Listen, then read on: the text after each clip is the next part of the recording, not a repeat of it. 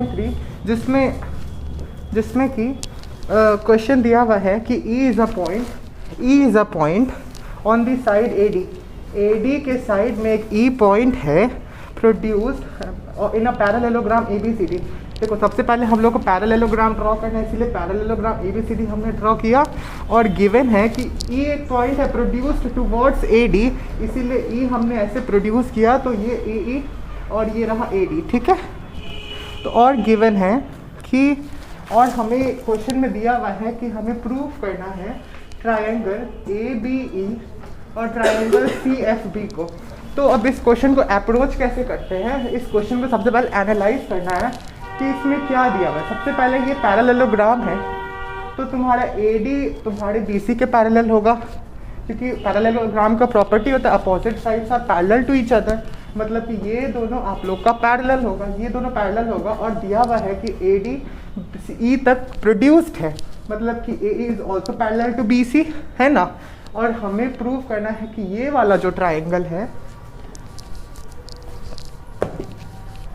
कि ये वाला जो ट्राइंगल है इस वाले ट्राइंगल के साथ सिमिलर है कि नहीं। तो अब उसको हम लोग कैसे करेंगे, तो उसके लिए हमने सबसे पहले देखा कि एंगल A जो है ना एंगल C के बराबर होगा। क्यों होगा, क्योंकि opposite angles in the parallelogram are equal, इसीलिए angle A is equals to angle C। तो हमने सबसे पहले प्रूफ किया, प्रूफ में सबसे फर्स्ट पॉइंट हमने दिया कि angle A is equals to angle C।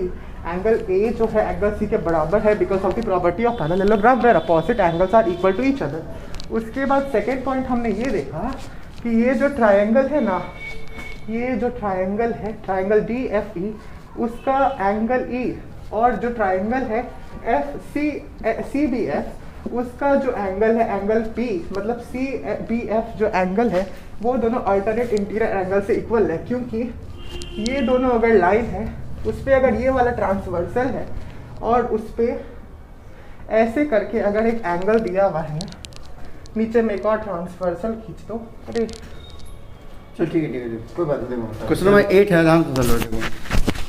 Question number सामने आओ, तुम क्वेश्चन पूछेंगे।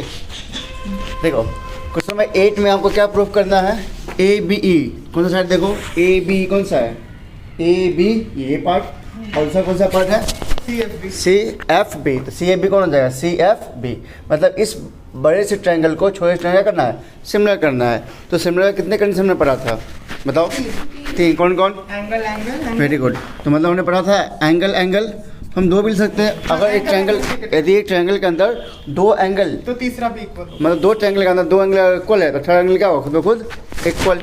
उसके बाद SAS और तीसरा क्या पढ़ा था SSS। तो इसमें से हमें देखा कि कौन सा प्रॉपर्टी हम लोग यूज कर सकते हैं। तो मुझे लगता है कि एंगल और एंगल का हम लोग यूज कर सकते हैं, ठीक है। तब देखो अब मुझे जो दिया हुआ उसका यूज करना होगा। तो पहले क्या दिया हुआ कि ABCD क्या है, पैरेललोग्राम है। तो पैरेललोग्राम में क्या मतलब क्या होता है, उसके ये साइड्स क्या जाएगा AD पैरेलल क्या जाएगा BC और AB पैरेलल क्या जाएगा CD, क्योंकि पैरेललोग्राम है। और इसके अपोजिट साइड भी क्या जाएंगे इक्वल। तो हमको यूज करना है एंगल का यूज करना है। तो इसका मतलब क्या हो गया, अगर ये और ये पैरेलल है क्योंकि इसी को आगे बढ़ाया गया है तो AB यही ना तुम्हारे हिसाब से बोल लेते हैं, इसे पकड़ो। तो आप क्या बोलता है कि A को AD को कहाँ तक प्रोड्यूस किया जाएगा E तक। इसका मतलब ABC क्या जाएगा पैरेलल। तो ये जो आप देख रहे हो ये क्या है ट्रांसवर्सल बन जाएगा, क्या बन जाएगा। तो ये जो देख रहे हो BE क्या बन जाएगा हमारा ट्रांसवर्सल। अगर ये पैरेलल लाइंस है और ये ट्रांसवर्सल है तो ये एंगल और ये एंगल हम कहते हैं अल्टरनेट इंटीरियर एंगल्स। क्या बोलते हैं इसको इंटीरियर। देखो लाइन के इधर एंगल है और लाइन के इस साइड एंगल है, ठीक है।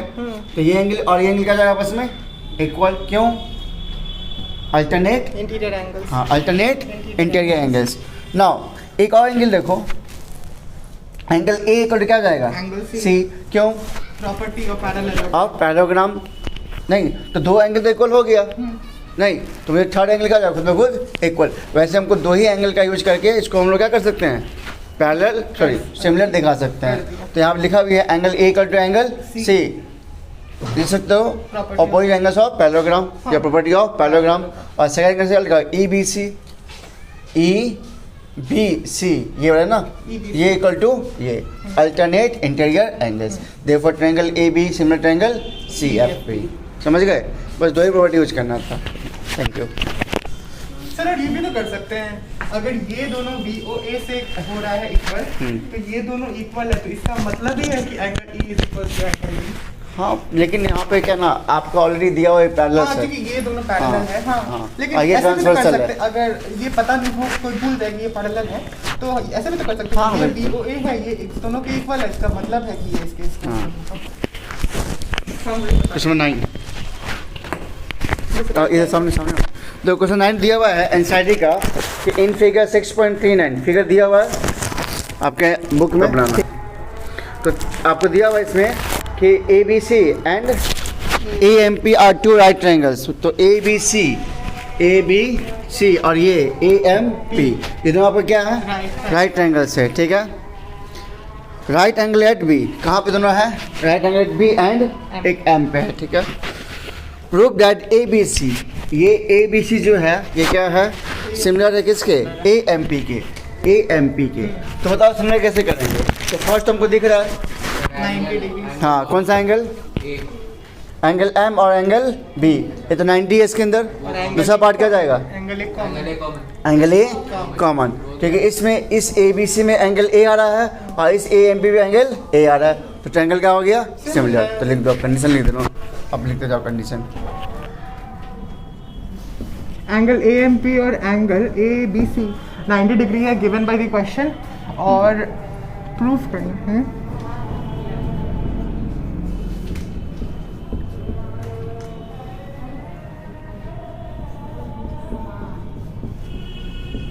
ट्रायंगल ABC को ट्रायंगल AMP के सिमिलर प्रूफ करना है। तो वो प्रूफ करने के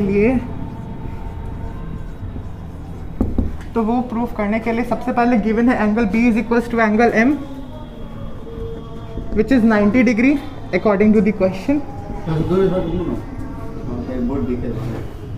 आदत है बोर्ड पे लिखने का। और दिया हुआ है, और देखने पे दिख रहा है कि एंगल A कॉमन है दोनों ट्रायंगल में से। एंगल बना दो, एंगल A के पास इस, हाँ ठीक है। एंगल A और ये क्या आपका कॉमन है, तो इसको लिख सकते हैं कि ऐसे फुल लिखो ना, PAM और इसको लिखो BAC, ठीक है, ऐसे लिख सकते हो आप पूरा। नहीं उसको नहीं दो, उसको ठीक लिखा, ठीक है। ये B और M अलग अलग है। हाँ ये ठीक है, चलेगा ये, ठीक है। इसको लिखो PAM हाँ इक्वल टू BAC। अब लिख दो कॉमन, हो गया। सेकंड पार्ट क्या है, अच्छा check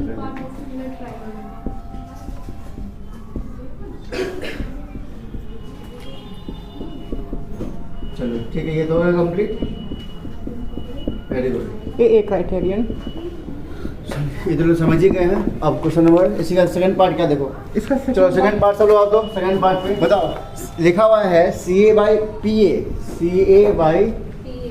PA okay, and BC by MP।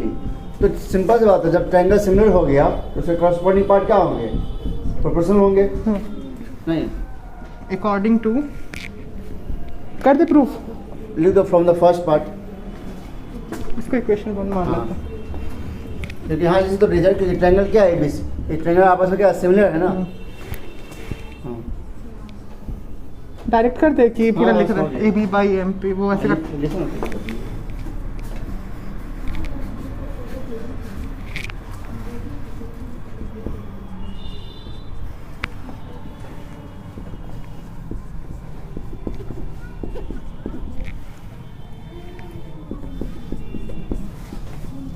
देखो एक मिनट, तो समझ जानते हो ना आप लोग, जब ट्रायंगल क्या होता है सिमिलर, तो हम लोग क्या करते हैं, जब ट्रायंगल क्या होता है आपस में सिमिलर, तो क्या करते हैं, देखो यहाँ पे ये ट्रायंगल आपस में क्या होगा, सिमिलर हो गया फर्स्ट पार्ट में, तो क्या करेंगे, आपको हमने बताया था कि इसको जो ऑर्डर होता है ये ऑर्डर आना सही होना चाहिए। मतलब कहने का मतलब क्या, ठीक है, एंगल A क्या A के इक्वल है, वेरी गुड, एंगल B किसके इक्वल है, M के इक्वल है, और एंगल C किसके इक्वल है, ये आपका ऑर्डर सही है। तो इस ऑर्डर के बेसिस पे, on the basis of order, अगर ये सही हमें लिखा हुआ है तो यहाँ से हम लोग लिख सकते हैं साइड्स आर प्रोपोर्शनल। तो पहला पार्ट क्या है AB, तो AB बाई क्या लिखाएगा AM, फिर इसके बाद क्या लिखाएगा BC, तो बी सी के बाद एम पी, और इसके बाद लास्ट क्या है ए सी, इधर से भी ए पी। ये आपका ऑर्डर से होना चाहिए बस। ये आप ऑर्डर गलत लिखोगे तो आपको साइड्स प्रोपोर्शन लिखने में गलत कर लोगे। ठीक है, समझ गए सब लोग। तो क्वेश्चन नंबर 9 तक हो गया। चलो क्वेश्चन नंबर 10 करते हैं हम लोग। बोर्ड मिटा दो।